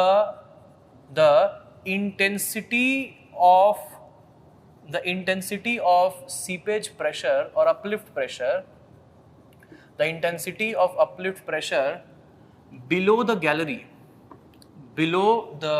gallery is independent of the location of the gallery. इस पॉइंट की मदद से हम पहला भी समझ लेंगे, is independent of the location of the gallery. समझ रहे हो? The intensity of uplift pressure below the gallery is independent of the location of the gallery. यहां पे लाइएगा, दूसरे वाले में इधर पे लाओ। देखो यहां पे क्या हो रहा है, ये जो वैल्यू दी जा रही है, गैलरी के नीचे वाली जो वैल्यू है, ड्रेनेज गैलरी के नीचे वाली जो वैल्यू है, क्या इस वैल्यू में कहीं पे भी लोकेशन का जिक्र है कि ये इस एंड से कितनी लोकेशन पर है, कितनी दूरी पर है, या उस एंड से कितनी दूरी पर है? क्या इस चीज का कोई भी यहाँ पे कोई ऐसी वैल्यू या कोई टर्म है? नहीं है। It is evident from the fact that whether you keep your drainage gallery here और हियर और हियर और here, this value they have proposed is going to be same, because this is not dependent upon where we are keeping the gallery, where we are placing the gallery, and that is why they have given this recommendation कि drainage gallery must be placed as close to the upstream face, because the intensity of uplift pressure below the gallery is independent of the location of the gallery, and therefore combining these two cases from 1 and 2, दोनों को combine करके देखिए क्या मिल रहा है। दोनों को combine करके मैं एक केस ले रहा हूं, केस वन। इस केस में क्या किया मैंने, ड्रेनेज गैलरी को अपस्ट्रीम फेस के नजदीक रखा, ठीक है। ये डाउनस्ट्रीम फेस है, अपस्ट्रीम फेस है, दोनों अलग अलग फेसेस हैं, ऐसा, ठीक है। ये ऊपर का डैम इमेजिन कर लेना, ठीक है, अभी जगह कम है, ऊपर का डैम इमेजिन कर लेना। और फिर ये दूसरा केस है, दूसरे केस पे भी मैंने क्या किया, बिल्कुल सेम ऐसा ही मैंने एक सिस्टम ले लिया और ड्रेनेज गैलरी को थोड़ा आगे कर दिया। अब क्या फर्क है दोनों केसेस में? दोनों केसेस में सिर्फ एक ही फर्क है, और वो फर्क ये है दोस्तों कि पहले केस में ड्रेनेज गैलरी को closer to the upstream face रखा गया, दूसरे केस में closer to the downstream face रखा गया। अब चूंकि फॉर्मूले में आप देख रहे हो, इस फॉर्मूले में देखो, इसमें डिपेंडेंसी है ही नहीं लोकेशन की, तो जिस भी लोकेशन में हो अगर हम ड्रॉ करेंगे, बाकी सब चीजें सेम है, तो गामा डब्ल्यू एच ये भी यहाँ पे भी उतना ही है, और ये गामा डब्ल्यू एच यहाँ पे भी इतना ही है, ये गामा डब्ल्यू एच यहाँ पे भी इतना ही है, ठीक है। ये gamma W into small H भी यहाँ पे इतना ही है, gamma W into small H भी यहाँ पे इतना ही है, ठीक है, ये सब सेम है। ड्रेनेज गैलरी के नीचे का जो ऑर्डिनेट है वो भी उतना ही है इनफैक्ट, वो भी उतना ही है इनफैक्ट, और अगर वो भी उतना ही है, मान लो यहाँ पे कहीं पे ऐसा कुछ है, तो ये है हमारा गामा डब्ल्यू इंटू, चलो वैल्यू नहीं लिखते, वैल्यू तो हमको पता है, तो मैं बस ये मार्क कर दे रहा हूँ, ये इंटेंसिटी वाला पॉइंट ये यहाँ पे, ये यहाँ पे, समझे। अब देखो अगर मैं इसको जोड़ूंगा, तो मैं थोड़ा डार्क कलर ब्लैक से जोड़ के दिखा रहा हूँ, तो इसको लीनियरली जोड़े और फिर इसको जोड़े, तो आप देख रहे हो आपका प्रेशर डिस्ट्रीब्यूशन डायग्राम बना ये, this is your pressure distribution diagram.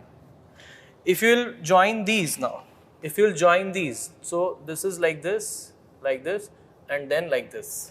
So this is the pressure distribution diagram now. This is the pressure distribution diagram now. In which case you think you have more reduction in pressure? इन दोनों में से किस case में लग रहा है reduction in pressure ज्यादा हुआ? Obviously फर्स्ट केस में, राइट? फर्स्ट केस में you are able to reduce this much pressure. This is the reduction in force, क्योंकि प्रेशर का टोटल मैग्नीट्यूड अगर हम लेते चले जाएं तो फोर्स होगा, तो reduction in force is this much, and here the reduction is in force is not that much, ये हमारा है रिडक्शन इन फोर्स हियर। तो in this case reduction in force is less, here the reduction in force is more. तो uplift को counter करने के लिए आपको ड्रेनेज गैलरी को किसके अपस्ट्रीम फेस के नजदीक लगाना है। You have to keep the drainage gallery as close to the upstream face as possible. If you keep it more closer, then only you will be able to reduce your uplift force to a much greater extent. Got the point? Absorb कर लो पूरा अच्छे से। Similarly, दूसरा भी इसी का ही extension ये समझ लो कि the intensity of uplift pressure, जैसा कि फॉर्मूला दिख रहा है, क्योंकि इंटेंसिटी की वैल्यू लोकेशन से इंडिपेंडेंट दी गई है। किसने दी है? हमने नहीं दी है, इन्होंने अपनी रिसर्च की है कई सालों तक और इन्होंने दी है, यूएसबीआर ने। तो इन्होंने रिसर्च करके इंटेंसिटी की वैल्यू उसके मतलब इन्होंने क्या किया, इंडिपेंडेंट ऑफ लोकेशन दी है। इसी वजह से इन्होंने ये रिकमेंडेशन दी है कि क्योंकि हमने जो इक्वेशन दी है उसमें लोकेशन का जिक्र नहीं है, लेकिन आप क्या करेंगे, आप इसको ये रिकमेंडेशन इन्होंने दे दी कि जितना क्लोजर हो सके अपस्ट्रीम फेस से उतना क्लोजर आप ड्रेनेज गैलरी कंस्ट्रक्ट करेंगे। ऐसा नहीं कि क्लोज करते करते अपस्ट्रीम के बाहर ही चले जाए, रहेगा डैम की बॉडी में ही, लेकिन जितना क्लोजर हो सके उतना क्लोजर रहेगा अपस्ट्रीम फेस के। Got the point? तीसरा पॉइंट क्या है? तीसरा पॉइंट है alternatives of drainage gallery. Alternatives मतलब अगर आपके पास ड्रेनेज गैलरी नहीं है, आपके पास क्या ऑल्टरनेटिव बचता है? ऑल्टरनेटिव ऑफ ड्रेनेज गैलरी पहला होता है प्रोविजन ऑफ शीट पाइल्स और cut offs. Provision of sheet piles और कट ऑफ्स, इस पे बेस्ड अपना पूरा का पूरा चैप्टर है, तो अभी मैं इसके बारे में कोई बात नहीं करूंगा, इसको बात करेंगे हम हमारे चैप्टर में, क्योंकि शीट पाइल्स या कट ऑफ्स के ऊपर बेस्ड पूरा चैप्टर है थ्योरी ऑफ सीपेज, उसमें बात ही इसी की करनी है। तो वहां पे जब करना ही ये काम है, तो अभी सिर्फ आप समझ लो कि शीट पाइल या कट ऑफ अगर हम दे देते हैं तो ड्रेनेज गैलरी की कोई खास जरूरत नहीं पड़ती, एलिमिनेट कर सकते हैं। दूसरा है providing provision of grout curtain. Provision of grout curtain, grout curtain भी एक तरीके का शीट पाइल ही होता है। Provision of grout curtain, grouting भी एक तरीके का शीट पाइलिंग ही होती है। ये भी हम समझाएंगे आपको इस चैप्टर में ही, ये दोनों चीजें साथ साथ लिंक्ड हैं। तो ग्राउट कर्टेन क्या होता है, ठीक है, प्रोविजन ऑफ शीट पाइल्स या कट ऑफ्स ये कैसे प्रोवाइड करता है, कैसे सीपेज रिड्यूस करता है, इसके ऊपर थ्योरीज बेस्ड है, जैसे Bligh's creep theory, Lane's weighted creep theory, Khosla's theory, ये सब चीजें हम वहां पे डिस्कशन करेंगे। बट फिलहाल अभी हमको ड्रेनेज गैलरी फोकस में रखना था, तो अभी हमने ड्रेनेज गैलरी रख लिया, ठीक है। So this is how we take up the uplift force into consideration dear friends. What the point? Uplift force को ऐसे कंसिडर किया जाता है। तो चलो अब यहां से पूरा दिखा लो, यहां से आ गया, आ गया, ठीक है। यहां से कहां तक आ रहा है? ये आ रहा होगा, है ना। अब यहां से दिखा दो केस 2। रोकना है ना, थोड़ा थोड़ा दिखा के रोक देना। फिर नोट दिखा दो, नोट से आ रहा है पूरा, यहां से पूरा आ रहा है, चलो ठीक है। इसके बाद जो नेक्स्ट है वो है हमारा अर्थक्वेक फोर्स। अर्थक्वेक फोर्स बहुत ही बड़ा टॉपिक है, उसको हम लोग नेक्स्ट लेक्चर में उठाएंगे। तो we will study that earthquake force in our next session. Alright, चलिए, थैंक यू सो मच।